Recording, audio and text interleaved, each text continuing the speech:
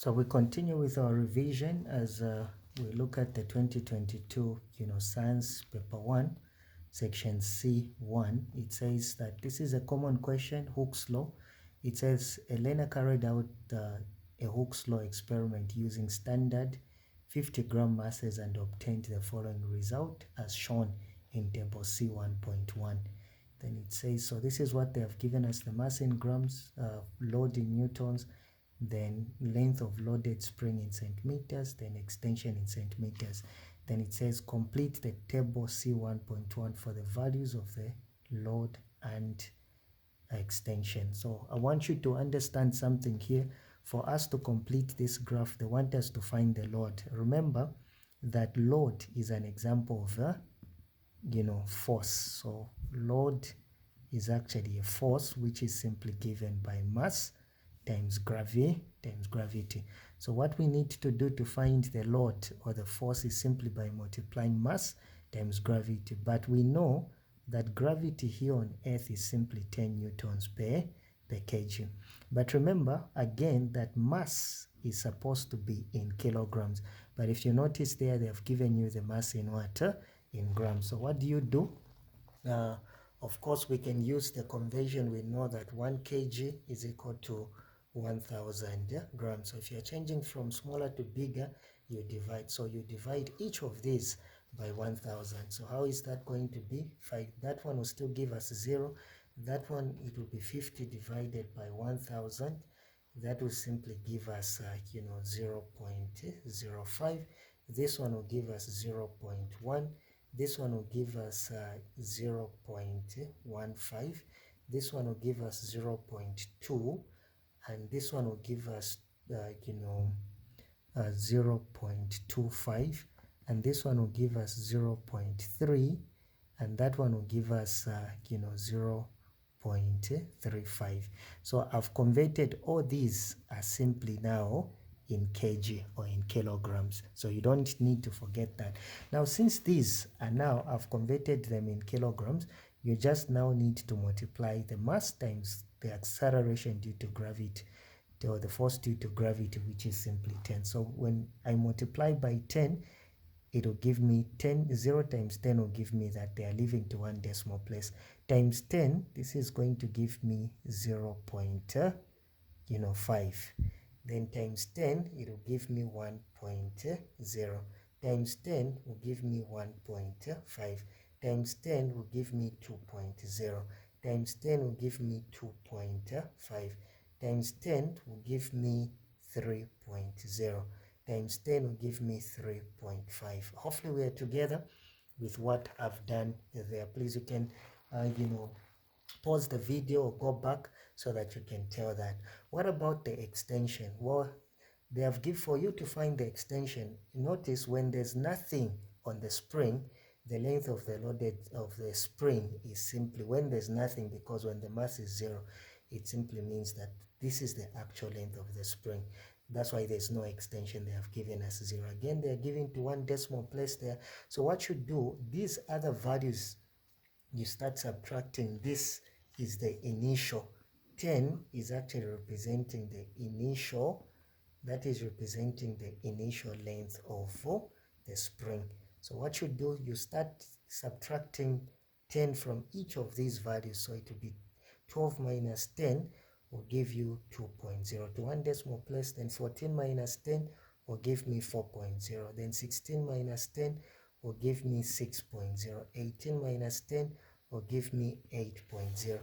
Then 19 minus 10 will give me 9.5. Then 20 minus 10 will give me 10.5.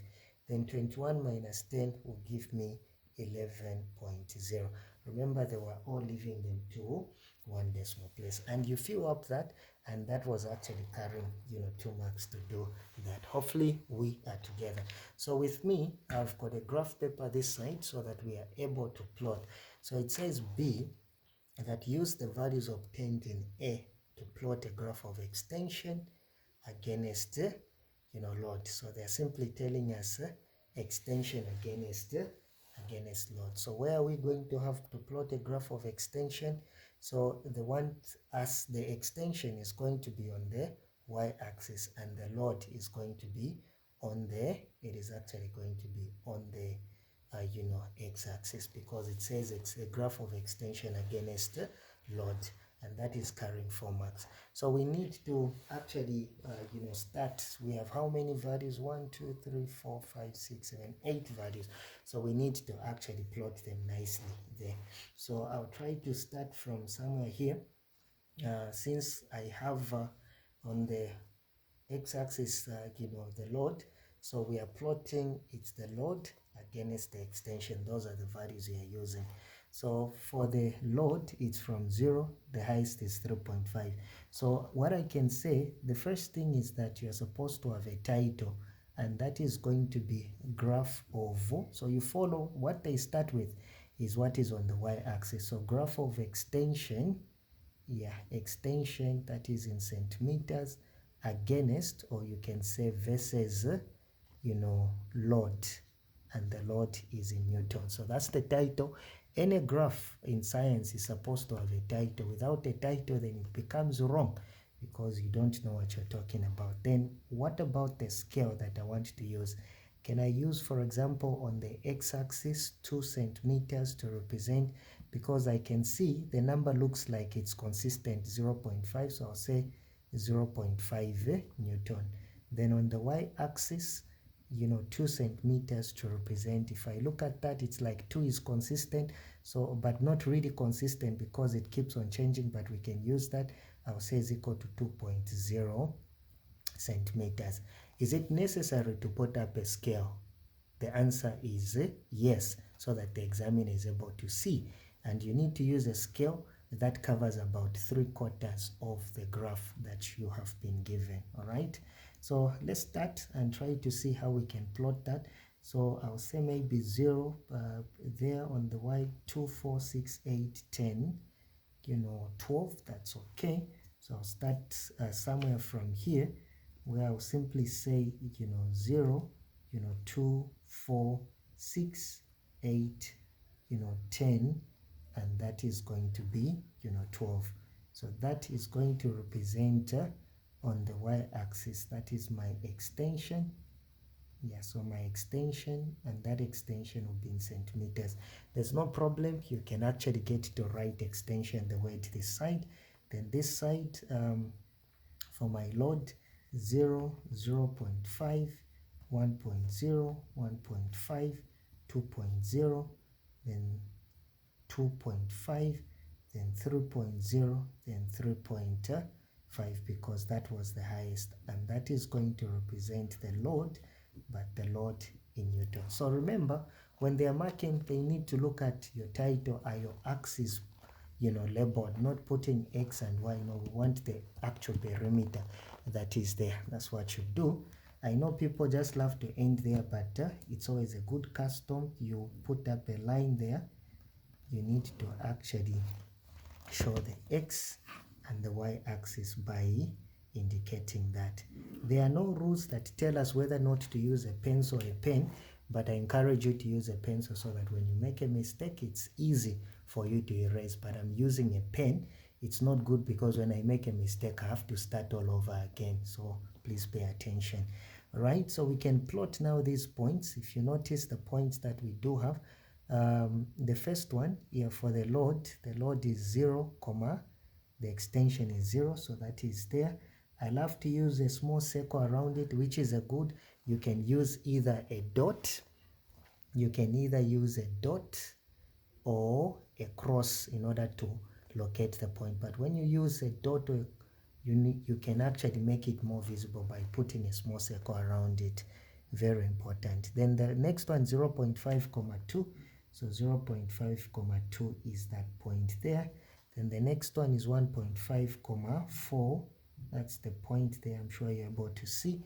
Then the next one is 1.5, 6. That's the point there. Then the next one is 2, 8, 2,8. So the circles that I'm drawing around should not be too big, just to identify or to make the points visible. Then 2.5, 9.5. So 2.5 comma 9.5. Now I didn't mention, it's always good to understand the scale before you even start.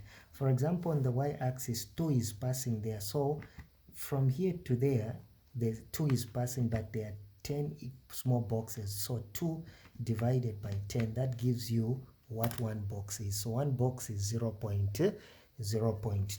So now where will 9 be? Of course, 9 is between, so if you just count 5 boxes, 1 2 3 4 5, that's where 9 is, but it was 2.5 comma 9.5. So 9 is actually right in the middle there, but where is the 0.5? Remember, one box is 0.2, so if that is 9, that is 9.2, 9.4, the next one will be 9.6. So between 9.4 and 9.6, that's where the box will be. That's where I'll put it there. Then the next one will be 3, 10.5. So 3, 10.5. So this is 10. So remember, one small box is 2. So 10.2, 10.4, 10.6. So 10.5 is in between 10.4 and 0.5. So you need to be careful as you locate that. That's why students actually struggle and stop answering the question, because they find such points, they become defeated. The last one is 3.5 comma 11. So 3.5 comma 11. Again, 11 is between 10 and 12. So you just count 1, 2, 3, 4, 5. If you are not so sure what I'm talking about, 10, that is 10, 10.2, 10.4, 10.6, 10.8, then that is 11. So that's what you're going to have. Now this is Hooke's law. You cannot use freehand. You still remember that Hooke's law gives you a straight line unless otherwise it doesn't obey. So look at the points that are in the same straight line. Most pupils would use their freehand, so I can see up to that point, that is a straight line you are able to see, but these points are not in a straight line. So what do? You can actually join them with your free hand now. So you can actually join them with a free hand. So this is basically how you can do that.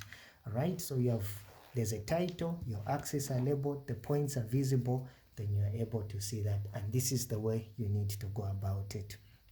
Then C says, on your graph, show the elastic limit. So elastic limit is the maximum force that can be applied on a spring before permanently stretching it. So what's the maximum force before it changes from being a straight line? It is actually here. This is basically representing the elastic limit. Hopefully we are together. Otherwise it will become plastic. That's why in some questions they'll ask you about elasticity and also plasticity. Let's move on to D. From the same graph, show the load in newtons when the extension is 9 centimeters. So when the extension is, so go where there's 9, it's between, so just count 1, 2, 3, 4, 5. So 9 is actually here. So how do I locate my force? So I'll take a rule. This is how you do it. You can either use a solid line or you can use a dotted line. There's no problem. Show with by means of an arrow. Where the line is meeting your graph, you actually take it to the x-axis there and read the value that is there. Approximately, when I look at that, again, you need to understand the scale you are using on the x-axis. 0.5 from here to there, it's 0.5. So you can say 0.5 divided by 10, meaning that one box is 0.005. That's what it simply means. So you can count how many small boxes from here to there. So I have 1, 2, 3, 4, 5, almost 6. So I'll say one box is that, so times 6. It is giving me 0.3. So 0.3 is not your answer. Remember here it is 2, so it is 2.0 plus 0. Plus 0.3. That's what you're doing. So plus the 2 that is there, and that gives you what? 2.3. So here it is actually 2.3 there. So you are going to indicate it there. That is D, so it's supposed to be done on your graph unless they have given you a space. So D, when the extension is 9.0 centimeters, the load is actually 2.3 newtons. Don't forget the units. Units are very important. Then E says state the condition under which Hooke's law is obeyed. So Hooke's law is obeyed only when, you know, the spring must not exceed the elastic